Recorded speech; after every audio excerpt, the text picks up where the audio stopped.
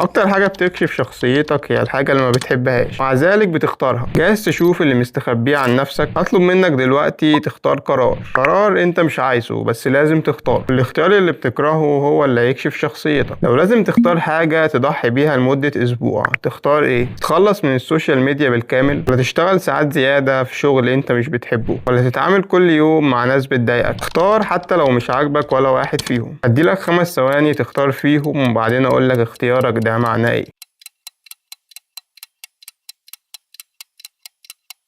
لو اخترت اول اختيار اللي هو تستغنى عن السوشيال ميديا، فانت شخص بيفرط في حريته بسرعة، لكن عندك قدرة على الانعزال وقت الضغط. تكره التشتت، تحاول تفضل عقلك على الصورة اللي بتقدمها للناس. شخصيتك واعية وهادية، بتهرب دايما من الزحمة النفسية. اما بقى لو اخترت الاختيار التاني انك تشتغل ساعات زيادة في شغل انت مش بتحبه، فانت واقعي، تفضل الألم المعروف على المجهول. مهما كان الضغط عالي مستعد تستحمله مقابل ان الوضع يفضل مفهوم. شخصيتك منظم وبتتحمل. اما لو اخترت الاختيار الثالث انك تتعامل كل يوم مع ناس بتضايقك، فده معناه انك شجاع اجتماعيا، بتواجه مش بتهرب، تحب تفهم اللي قدامك حتى لو كان مزعج. شخصيتك قوية وعندك جراءة. وبس كده. لنا بقى اخترت انهي اختيار؟ تحليل شخصيتك طلع صح ولا ده اي كلام؟ لو عجبك النوع ده من الفيديوهات متنساش تعملها لايك وفولو وسبسكرايب. شارك الفيديو ده مع صحابك علشان يجيلك فيديوهات اكتر قريب.